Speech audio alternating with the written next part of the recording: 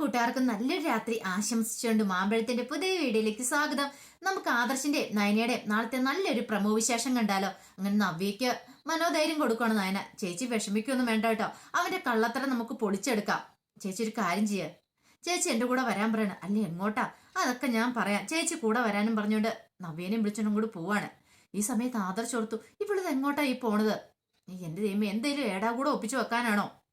ആ SI പറയുകയും ചെയ്തു, തന്നോട് ഫോളോ ചെയ്യാനാ പറഞ്ഞ. ഈ കോലത്തിൽ താൻ പോയിട്ടുണ്ടെങ്കിൽ തന്നെ കണ്ടുപിടിക്കും. താൻ ഒരു കാരണവശാലും അവരെ ഫോളോ ചെയ്യുന്ന അറിയാൻ പാടില്ല. അങ്ങനെ വേഷം മാറി വേണം പോകാനായിട്ട്. എന്തായാലും എത്രയും പെട്ടെന്ന് ചെയ്തേ മതിയാവുള്ളൂ. പിന്നീട് നവ്യ നയനും കൂടെ ഒരു ഓട്ടോറിക്ഷ കയറി ഒരു കടയുടെ മുന്നിലേക്ക് പോയി നിൽക്കണം. അല്ല, ഇങ്ങോട്ട് എന്തിനാ നയന വന്നെന്ന് ചോദിക്കണം. ഇങ്ങോട്ടോ? ചേച്ചിയല്ലേ പറഞ്ഞേ അവന് മുമ്പ് ഇവിടെ വെച്ചാൽ കണ്ടേ, അവനിവിടെ എവിടെയോ റൂം എടുത്താൽ താമസിക്കണേന്ന്. ഒരു പക്ഷേ ഈ കടയിലുള്ള ഇവരോട് ചോദിച്ചിട്ടുണ്ടെങ്കിൽ ചിലപ്പം അവനെക്കുറിച്ച് എന്തെങ്കിലും വിവരം കിട്ടാതിരിക്കില്ല. അല്ല, അവർക്കറിയായിരിക്കോ? സാധാരണ ഈ കടയിലേക്ക് അവൻ കയറാൻ പതിവുള്ളതാണ്. നമുക്കൊരു കാര്യം ചെയ്യാം, ഈ കടയിലൊന്ന് കയറാം, ഈ ജ്യൂസ് കടയിലൊന്ന് കയറാം. ഒരു പക്ഷേ ഇവിടുത്തെ ഈ ചേട്ടനെ അറിയായിരിക്കുമെങ്കിൽ അവനെ കണ്ടിട്ടുണ്ടായിരിക്കുമല്ലോ, അവനെക്കുറിച്ച് എന്തെങ്കിലും ഡീറ്റെയിൽസ് കിട്ടാതിരിക്കില്ലെന്ന് പറയണം. അങ്ങനെ അവർ രണ്ടുപേരും കടയിൽ കയറി ഒരു ജ്യൂസൊക്കെ ഓർഡർ ചെയ്യുകയാണ്. ഈ സമയത്ത് ആദർശ് അങ്ങോട്ട് വന്നു. പക്ഷെ ആദർശ് വേഷം മാറിയാ വന്നത്. ആദർശന് അറിയായിരുന്നു തന്റെ ഒറിജിനൽ വേഷത്തിൽ വന്ന് ഇവരെ ഫോളോ ചെയ്യാൻ പറ്റില്ല, അതുകൊണ്ട് വേഷം മാറി വരുന്ന നല്ലതെന്ന്. അങ്ങനെ ആദർശ് അവിടെ മാറി വന്നിരിക്കുവാണ്. ഈ സമയത്ത് ജ്യൂസൊക്കെ പറഞ്ഞ് ജ്യൂസൊക്കെ കിട്ടിക്കഴിഞ്ഞിട്ട് ചോദിച്ചു, അല്ല ഇവിടെ ഇരുന്നിട്ട് എന്താ കാര്യം, അയാൾ നമുക്ക് ചോദിച്ചാലെന്ന് ചോദിക്കുകയാണ്. അങ്ങനെ നയനെ ഏറ്റ് എന്നിട്ട് അവിടുത്തെ കടക്കാരൻ ഓണറോട് ചോദിച്ചു, അല്ല ഇവിടെ നിർമ്മലൻ എന്ന് പറയുന്ന ഒരാളെ അറിയാവോന്ന് ചോദിക്കണം. നിർമ്മലോ? ഇവിടെ കുറെ ആൾക്കാർ വരാറുണ്ട്, അപ്പൊ അതുകൊണ്ട് അങ്ങനെ പേര് പറഞ്ഞാൽ അറിയത്തില്ല, ചിലപ്പോൾ ഫോട്ടോ കണ്ടാൽ അറിയായിരിക്കും എന്ന് പറയാം. ഈ സമയത്തെല്ലാം ആദർശ് അവരെ വാച്ച് ചെയ്യുന്നുണ്ടായിരുന്നു. എന്താ പോലും ഇങ്ങനെ വാച്ച് ചെയ്യുന്നെന്ന് നവി ഒരു നിമിഷം ഓർത്ത്. വന്നപ്പോ തൊട്ട് ശ്രദ്ധിക്കുന്ന അയാൾ തങ്ങളെ തന്നെ വാച്ച് ചെയ്യുന്നുണ്ട്. എന്തോ ഒരു കാര്യമുണ്ട്. ഒരു പക്ഷെ ഇനിയിപ്പോ നിർമ്മല് വേഷം മാറി എങ്ങനെ ഇരിക്കുന്നതാണോ, ആ ഒരു ചിന്തയൊക്കെ നവ്യയുടെ ഉള്ളിൽ ഉണ്ടാകുന്നുണ്ടായിരുന്നു. പെട്ടെന്ന് നായനെ വിളിച്ച് മാറ്റിരുത്തിയിട്ട് പറഞ്ഞു, അതെ അയാൾ കുറെ സമയം നമ്മളെ വാച്ച് ചെയ്യാന്ന് പറയണം. അതൊക്കെ ചേച്ചിക്ക് തോന്നുന്നായിരിക്കും. അല്ല, ഞാൻ ശരിയായിട്ടുള്ള കാര്യം പറഞ്ഞേ, അയാളുടെ നോട്ടം അത്ര പന്തിയായിട്ട് തോന്നുന്നില്ലെന്ന് പറയാം. അതൊന്നും കുഴപ്പമില്ലാന്നേ, ചേച്ചി ഇങ്ങനെ പേടിക്കല്ലേ, ചേച്ചി ധൈര്യമായിട്ടിരിക്കാൻ പറയണം. ഈ സമയത്ത് ആദർശിന് ഫോൺ ബെല്ലടിച്ചു. അപ്പൊ നയനെ പെട്ടെന്ന് ഓർത്തു, ഇത് ആദർശാന്റെ റിംഗ് ടോൺ ആണല്ലോ. പെട്ടെന്ന് ആദർശ് കോൾ എടുത്തിട്ട് ഞാൻ പിന്നെ വിളിക്കാന്ന് പറഞ്ഞ് കോള് കട്ട് ചെയ്യാണ്. ഈ സമയത്ത് ആ കടക്കാരൻ പറഞ്ഞു, അല്ല ഫോട്ടോ വല്ലതുണ്ടോ അയാളുടെ? ഉണ്ടെങ്കിൽ കാണിക്കുവാണെങ്കിൽ ഞാൻ പറയാന്ന് പറയാണ്. പിന്നീട് നവ്യയുടെ ഫോൺ മേടിച്ചിട്ട് അതിൻ്റെ അകത്ത് നിന്ന് നിർമ്മലയുടെ ഫോട്ടോ കാണിക്കണോ. ഓ ഇയാളാണോ? ഇയാൾ ഇടയ്ക്ക് ഇവിടെ വരാറുണ്ടെന്ന് പറയണം. അവർ റൂം എടുത്തിട്ടുണ്ട്, പക്ഷെ ഇയാളെ കുറിച്ച് കൃത്യമായിട്ട് ഡീറ്റെയിൽസ് ഒന്നും എനിക്ക് അറിയത്തില്ല. ഇപ്പൊ 1-2 ദിവസമായിട്ട് ഇയാളെ കാണുന്നില്ല എന്ന് പറയണം. ഓ അങ്ങനെയാണോ? ശരി, ചേട്ടൻ്റെ ഫോൺ നമ്പറും തരാവാണ്. ഇനി അയാളെ കാണുവാണെങ്കിൽ ഒന്ന് വിളിച്ചു പറഞ്ഞാൽ മതി എന്ന് പറയണം. ശരിയെന്നും പറഞ്ഞുകൊണ്ട് അവരെ കടയിൽ നിന്ന് അങ്ങോട്ട് ഇറങ്ങുവാണ്. ഈ സമയത്ത് നവി പുറകെ ചെന്നിട്ട് ഒരു കാര്യം ആ പുള്ളിക്കാരൻ്റെ പറഞ്ഞു, അതെ കുറെ സമയമായിട്ട് ഈ കടയിലിരിക്കുന്ന ആ പുള്ളിക്കാരൻ ഞങ്ങളെ തന്നെ വാച്ച് ചെയ്യുന്നുണ്ട്. അയാളെ കണ്ട് ഞങ്ങൾക്ക് അത്ര പന്തിയായിട്ട് തോന്നില്ല, എന്തോ ഞങ്ങൾ ഫോളോ ചെയ്ത് വരുന്ന പോലെ ഞങ്ങൾക്ക് തോന്നുന്നു പറയണം. ശരി ശരി, നിങ്ങൾ പൊക്കോളാൻ പറയണം. അങ്ങനെ നവ്യൻ നയനയും കൂടെ പുറത്തേക്ക് ഇറങ്ങി കഴിഞ്ഞപ്പോഴത്തേനും ആദർശം ഒപ്പം ഇറങ്ങുവാണ്. അപ്പൊ ആദർശം ഇറങ്ങി കഴിയുമ്പോഴത്തേനും അയാൾ ചോദിച്ചു, അല്ല നിങ്ങൾ എങ്ങോട്ടാന്ന് ചോദിക്കണേ. പെട്ടെന്ന് ആദർശം ഒരു പരിമലുണ്ടായി. ആദർശ് പറഞ്ഞു, ഞാൻ ജ്യൂസ് കുടിച്ചു കഴിഞ്ഞാൽ പുറത്തേക്ക് ഇറങ്ങുക, എനിക്ക് നല്ല സംശയമുണ്ട്, നിങ്ങൾ കുറെ സമയമായിട്ട് ആ പെൺപിള്ളേരെ ഫോളോ ചെയ്യുവാണല്ലോ. അല്ല ഞാൻ ഫോളോ ചെയ്യുന്നില്ല, വെറുതെ കള്ളത്തരം പറയലെന്ന് പറയണം. അവസാനം ആദർശിന് പിടി വീണു. ആദർശിന്റെ രക്ഷയിൽ ആദർശ് പറഞ്ഞു, അതെ എന്റെ ഭാര്യ എന്ന് പറയാണ്. ഭാര്യയോ? വെറുതെ കള്ളത്തരം പറയല്ല. ഈ സമയം ആദർശ് അവിടെ നിന്ന് നയനാന്ന് വിളിക്കുവാണ്. നയന മൈൻഡ് ചെയ്തില്ല. നയനയ്ക്ക് മനസ്സിലായി അത് ആദർശാന്നുള്ള കാര്യം. അപ്പം നവ്യനെയും വിളിച്ചു. അപ്പൊ നവ്യ നമ്മുടെ പേര് വിളിക്കുന്നുണ്ട്, ഇത് ഉറപ്പായിട്ടും ആ മതം തന്നെയാന്ന് തോന്നേ, വേഷം മാറി വന്നാന്ന് തോന്നേ. പക്ഷെ നയന പറഞ്ഞു, ചേച്ചി മൈൻഡ് ചെയ്യണ്ട, വാ നമുക്കോട്ടെ ഓട്ടോറിക്ഷ കയറി പോകാന്നും പറഞ്ഞുകൊണ്ട് രണ്ടുപേരും ഓരോ ഓട്ടോറിക്ഷ കയറി ഇങ്ങോട്ട് പോവാണ്. ഈ സമയത്ത് ആദർശോട് ഞാൻ പറഞ്ഞു, ശരി എന്റെ പൊന്നിയേട്ടാ, അതെന്റെ ഭാര്യ എന്ന് പറയണം. ഇതേ വെറുതെ ഓരോ ഊടായ്പായിട്ട് വരില്ലെന്ന് പറയണം. സത്യമായിട്ടുള്ള കാര്യം പറഞ്ഞ എന്റെ ഭാര്യ എന്ന് പറയണം. സാറിനല്ല ചേട്ടന് വേണേ തെളിവ് വേണോ കാണിക്കാന്ന് പറഞ്ഞുകൊണ്ട് തന്റെ നയനയുടെ ഒരു ഫോട്ടോയും കാണിക്കുകയാണ്. പിന്നീട് തന്റെ ആദർശിന്റെ മേക്കപ്പ് ഒക്കെ അങ്ങനെ ആദർശം കൂടെ മാറ്റുവാണ്. ആ താടി ഇതെല്ലാം കൂടെ മാറ്റി കഴിഞ്ഞപ്പോൾ മനസ്സിലായോ, ഇപ്പൊ മനസ്സിലായി എന്തിനാ ഇങ്ങനെയൊക്കെ കള്ളത്തരം കാണിച്ച് ഈ പുറകെ നടക്കുന്നേ, ഭാര്യയുടെ പുറകെ വേഷം മാറി നടക്കേണ്ട ആവശ്യമുണ്ടോ എന്ന് ചോദിക്കണം. എന്റെ പൊന്നിയേട്ടാ അതൊക്കെ വേണ്ടി വന്നു, ഇനി പറഞ്ഞിരുന്നിട്ട് വലിയ കാര്യമൊന്നുമില്ലെന്നും പറഞ്ഞിട്ട് പെട്ടെന്ന് തന്നെ ആദർശം അങ്ങോട്ട് ഇറങ്ങി പോവാണ്. പിന്നീട് കാണിക്കുന്ന ആകെപ്പാടെ സങ്കടപ്പെട്ട് ബുദ്ധിമുട്ടി കനയും കോന്നിനും കൂടി ഇരിക്കുന്നത്. കോന്നിനാണെങ്കിൽ വല്ലാത്ത ടെൻഷൻ ഉണ്ടായിരുന്നു. നന്ദുവിനെ കുറിച്ച് ഓർത്തിട്ടുള്ള ടെൻഷനാണ്. കനക പറഞ്ഞ്, എന്ത് ചെയ്യാനും എനിക്ക് അറിയത്തില്ല, നന്ദു ഇങ്ങനത്തെ പോക്ക് പോയിട്ടുണ്ടെങ്കിൽ എവിടെ ചെന്ന് അവസാനിക്കുവോ, അവളുടെ മനസ്സിന് എപ്പോഴെന്താ തോന്നിക്കെന്ന് പറയാൻ പറ്റില്ല. ഇപ്പോഴത്തെ പ്രായത്തിലുള്ള പെൺകുട്ടികളൊക്കെ അല്ലേ, അവർക്ക് ഇച്ചിരി എടുത്തുചാട്ടം കൂടുതലായിരിക്കും. എന്താ ഗോവിന്ദേട്ട ചെയ്യുന്നത്? നീ ഇങ്ങനെ ടെൻഷൻ അടിക്കാതിരിക്കുക, ഒന്നും സംഭവിക്കില്ല. നമ്മുടെ നന്ദു അല്ലേ, അവളെ നമുക്ക് അറിയാവുന്ന കാര്യമില്ലെന്ന് പറയാം. എന്നാലും എനിക്ക് എന്തോ ഉള്ളിൽ നല്ല ഭയം ഉണ്ടെന്ന് പറയാണ്. പേടിക്കാതിരിക്കുക, നന്ദു അങ്ങനെയും ചെയ്യില്ല. ഈ സമയത്താണ് കനകയുടെ ഫോൺ ബില്ലടിച്ചത്. കനക നോക്കി പരിചയമില്ലാത്ത നമ്പരാ. നീ കോൾ എടുക്ക്, കോൾ സംസാരിക്കാൻ പറയണം. അങ്ങനെ കോൾ എടുത്തു കഴിഞ്ഞപ്പോൾ അത് അനാമികയായിരുന്നു വിളിച്ചിട്ട് പറഞ്ഞു, ആന്റി ഞാൻ അനാമികയാന്ന് പറയാം. ആ എന്താ മോളെന്ന് ചോദിക്കുകയാണ്. അല്ല ആന്റിക്ക് സുഖമാണോ? ആ കുഴപ്പമില്ല, സുഖമായിട്ടിരിക്കണം എന്ന് പറയണം. അല്ല എന്താ മോളെ വിളിച്ചേ? ഞാനിപ്പം അനിയുടെ നമ്പരും മേടിച്ചാ വിളിച്ചത്. ആന്റിയുടെ ഒരു കാര്യം പറയാൻ വേണ്ടി വിളിച്ചാ. എന്താ? അതെ, ഞങ്ങളുടെ കല്യാണം എന്നറിയാലോ, എൻ്റെ അനിയുടെ കല്യാണം എന്നറിയാവോ? അപ്പൊ അതിന്റെ കല്യാണക്കുറിയൊക്കെ സെലക്ട് ചെയ്യാനായിട്ട് ഞങ്ങൾ പോവാ. അപ്പൊ നന്ദുവിനെയും വിളിച്ചിട്ടുണ്ട് അനി. ആ അത് കൊള്ളാലോ എന്ന് പറയണം. പക്ഷെ ആന്റി ഒരു കാര്യം ചെയ്യണം, നന്ദുവിനെ പറഞ്ഞു വിടല്ല.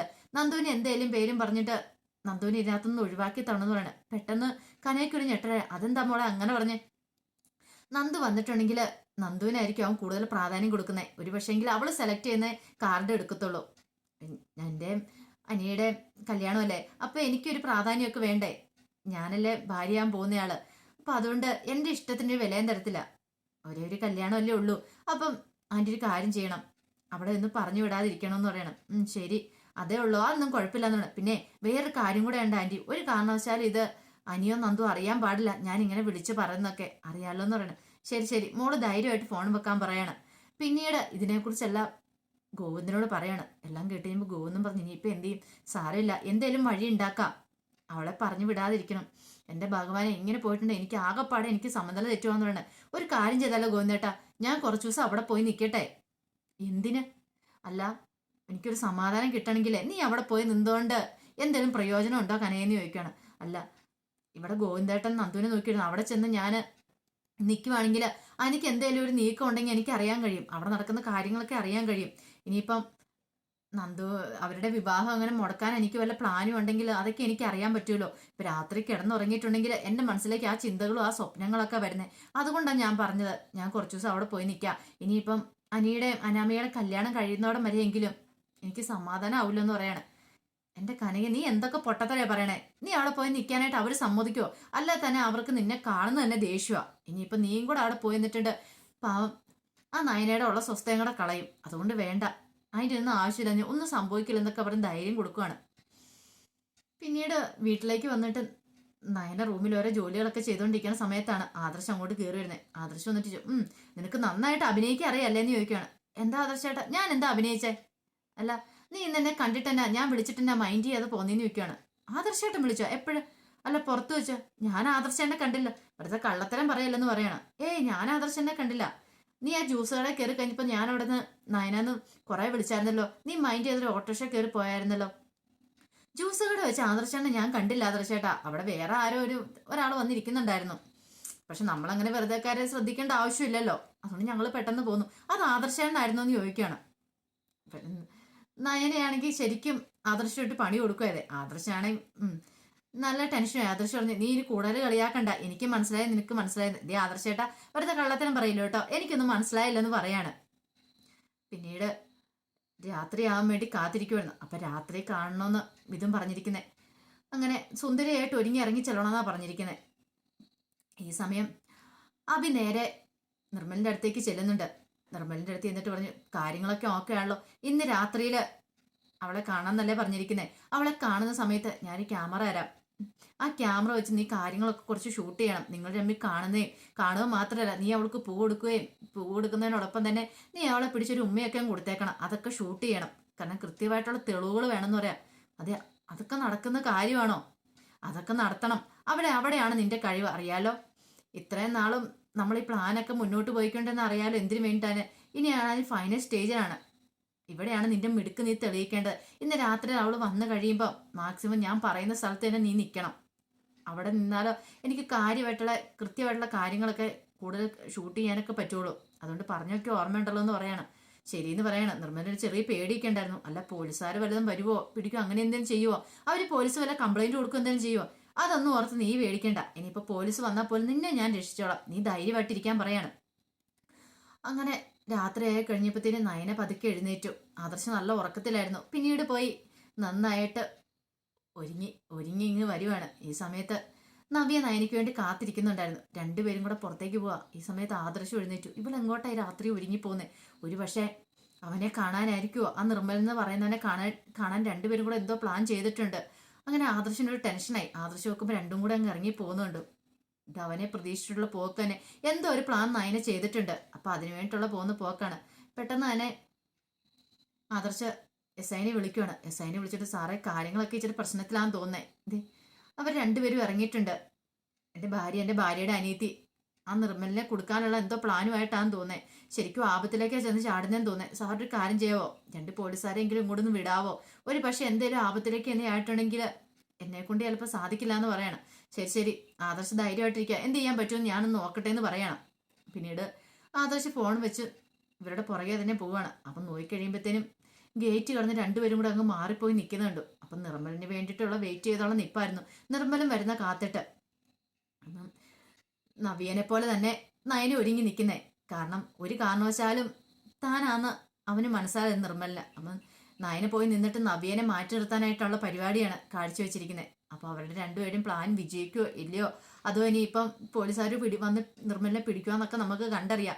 ഈ നയനിക്കിന് ഒരു ആപത്തൊക്കെ വരുന്നുണ്ട്. അപ്പൊ അതിന്റെ വിശേഷങ്ങൾക്കായി നമുക്ക് കാത്തിരിക്കുക കേട്ടോ. അപ്പൊ നാളെ രാവിലെ ഇതിന്റെ ഫുൾ വിശേഷമായിട്ട് വരും. അപ്പൊ എല്ലാവരും മറക്കാതെ കയറി കാണണം കേട്ടോ. ഒരിക്കൽ കൂടി എല്ലാവർക്കും നല്ലൊരു രാത്രി ആശംസിച്ചുകൊണ്ട് നിർത്തുന്നു. നന്ദി.